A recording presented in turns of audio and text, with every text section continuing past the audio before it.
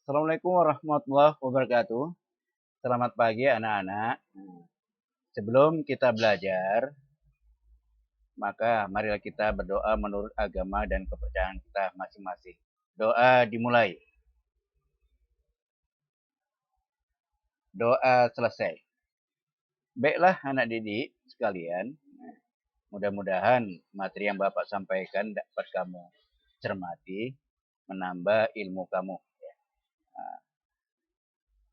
Masalah kas kecil, ya, awalnya akan Bapak sampaikan, yaitu pengeluaran kas kecil. Jadi menurut prinsip akuntansi Indonesia, Erhan-An 2016, kas kecil adalah uang tunai yang disediakan untuk keperluan pengeluaran yang jumlahnya relatif kecil. Makna relatif di sini adalah tergantung daripada kita memandang. Karena kecil kita belum tentu kecil menurut orang lain. Dalam pengelolaan dana kas kecil, ya, itu memiliki beberapa kriteria. Yang pertama, dana kas kecil disimpan di dalam box atau cash flow.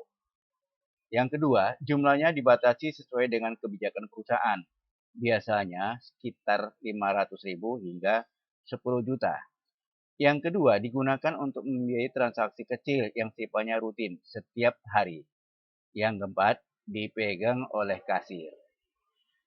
Selanjutnya, dalam pembentukan dana kas kecil, ya, tentunya dilakukan dalam 3 langkah. Yang pertama, menafsir jumlah dana kas kecil dengan mempertimbangkan kebutuhan untuk 3 hingga 4 minggu. Yang kedua, memberikan estimasi dana kas kecil kepada bendahara. Bendahara yang akan menarik cek dan memberikan kepada pemegang kas kecil. Yang ketiga, pemegang dana kas kecil mencarikan cek tersebut. Selanjutnya, dalam pembentukan dana kas kecil, dokumen yang dibutuhkan, ya, itu antara lain yang pertama, surat keputusan dari pejabat yang berwenang. Yang kedua, bukti pengeluaran kas kecil. Yang ketiga adalah cek. Selanjutnya, dalam pembayaran dengan menggunakan dana kas kecil, ya, itu ada 3. Yang pertama, permintaan pemakaian kas kecil. Yang kedua, bukti pengeluaran kas kecil. Yang ketiga, dokumen pendukung seperti dokumen transaksi pembelian perlengkapan, dokumen transaksi pembelian materai, dokumen transaksi pembayaran rekening listrik, dan lain-lain sebagainya. Selanjutnya, dalam pengisian kembali dana kas kecil, ya, tentunya dokumen dalam pengisian ini ada 4. Yang pertama adalah permintaan kembali kas kecil. Yang kedua, bukti pengeluaran kas kecil. Yang ketiga, bukti kas keluar. Dan yang keempat, dokumen pendukung. Baiklah, kita lanjutkan aja masalah pembentukan atau metode pencatatan kas kecil. Metode pencatatan dana kas kecil itu ada 2 metode. Yang pertama, metode dana tetap atau imprint pastism. Dalam metode ini, jumlah dana kas kecil selalu tetap, yaitu sebesar cek yang diberikan kepada kasir untuk membentuk dana kas kecil. Besarnya penggantian sebesar pengeluaran yang telah dikeluarkan, sehingga saldo kas kecil selalu tetap seperti awalnya. Sedangkan dalam metode dana tidak tetap atau fluctuation fund system, dalam metode ini pengeluaran kas kecil oleh kasir akan dicatat dalam jurnal sehingga buku kas kecil dapat digunakan sebagai dasar pencatatan dalam buku besar. Pembentukan dana kas kecil dilakukan seperti dalam metode tetap, namun dalam pengisian kembali tidak harus sama dengan jumlah yang telah dikeluarkan. Oleh karena itu, dalam metode fluktuasi tidak perlu dilakukan penyesuaian terhadap saldo dana kas kecil pada akhir periode. Baiklah, langsung aja kita buat semacam bagan, yaitu pencatatan dana kas kecil. Yang awalnya kita mulai dengan pencatatan dana kas kecil metode dana tetap.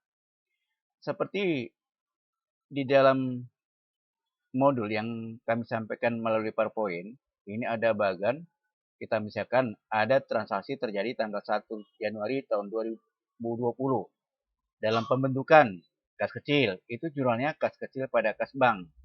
Sedangkan misalnya tanggal 5 Januari 2020 terjadi pengeluaran dana kas kecil, ini tidak di jurnal. Itulah kalau metode dana tetap. Selanjutnya, apabila tanggal 15 Januari 2020 ada pengisian kembali dana kecil, ini judulnya beban-beban pada kas kecil. Kenapa beban-beban pada kas kecil? Karena dalam metode dana tetap, itu pada saat terjadi pengeluaran, si kasir hanya mengumpulkan bukti-bukti transaksi. Dan pada saat pengisian kembali, bukti-bukti transaksi itulah diserahkan kepada pimpinan. Pada saat bukti transaksi itu diserahkan kepada pimpinan, disitulah pimpinan akan menyerahkan uang sebesar transaksi. Makanya pada saat pengisian kembali, seolah-olah yang mendanai atau membiayai pengeluaran dana kas kecil adalah kas bank. Makanya judulnya adalah beban-beban pada kas bank. Selanjutnya, dalam pencatatan dana kas kecil metode dana tidak tetap. Misalnya transaksi tanggal 1 Januari 2020 terjadi pembentukan. Judulnya kas kecil pada kas bank. Ini sama dengan metode dana tetap. Dan apabila terjadi tanggal 5 Januari 2020, pengeluaran dana kas kecil, ini jelas akan mengurangi dana kas kecil. Sehingga jurnalnya adalah beban-beban pada kas kecil. Dalam selanjutnya, misalnya tanggal 15 Januari 2020, tahun 2020, pengisian kembali dana kas kecil. Maka jurnalnya kas kecil pada kas bank ini sama terjadi seolah-olah pada saat terjadi pembentukan. Misalnya kita buat aja contoh ya, biar lebih jelas. Di sini ada contoh yang saya berikan. Misalnya tanggal 1 Januari tahun 2020 pembentukan dana kas kecil misalnya sebesar 2 juta. Dalam metode dana tetap itu kas kecil pada kas bank.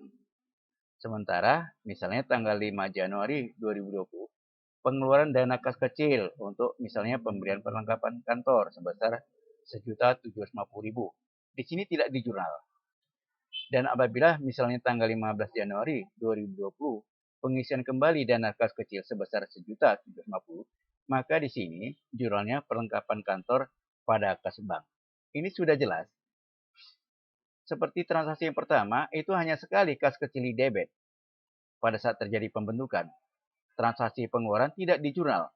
Terjadi pengisian, hanya jurnalnya perlengkapan kantor pada kas bank. Ini hanya sekali di debit kas kecil itu pada saat terjadi pembentukan. Inilah yang dikatakan tetap. Berikutnya,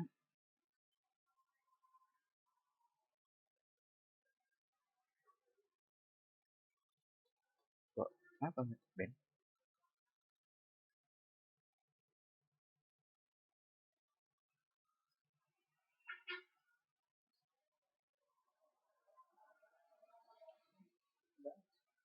Ya, udah, oh iya, habis. Udah potong aja lah.